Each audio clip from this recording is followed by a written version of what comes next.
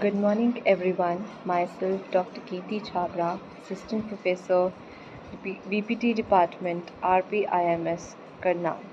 So today we will discuss about the knee joint movement with mobilization. In this video, we will discuss about the medial movement with mobilization for the knee extension and flexion.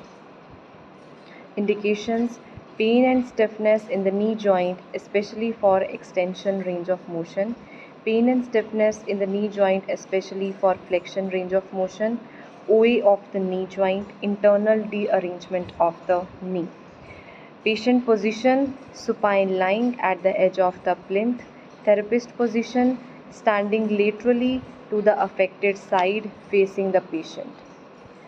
Hand placement: for the extension, therapist place his outer hand distal to the joint line on the lateral aspect of the proximal tibia.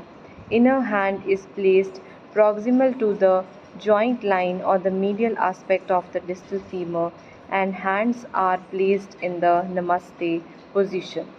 And the figure for this is shown. For flexion, therapist places his outer hand distal to the joint line on the lateral aspect of proximal tibia.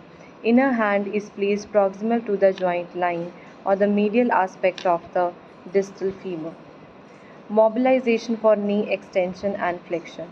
The therapist applies the medial glide from the outer hand, while the other hand is used for stabilization of femur by applying equal and opposite force. While the glide is sustained, patient performs the active knee extension and knee flexion. Therapist provides the passive overpressure to increase the knee extension or increase the knee flexion at the end of available range. This is the position of therapist and the patient for medial movement with mobilization to gain the knee extension in the supine position. Position of the therapist and the patient for medial MWM to gain the knee flexion in the supine position. What are the precautions?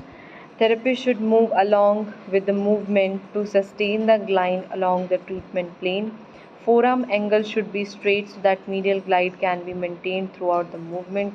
Hand placement should be proximal and distal to the joint line, not away or over the joint line.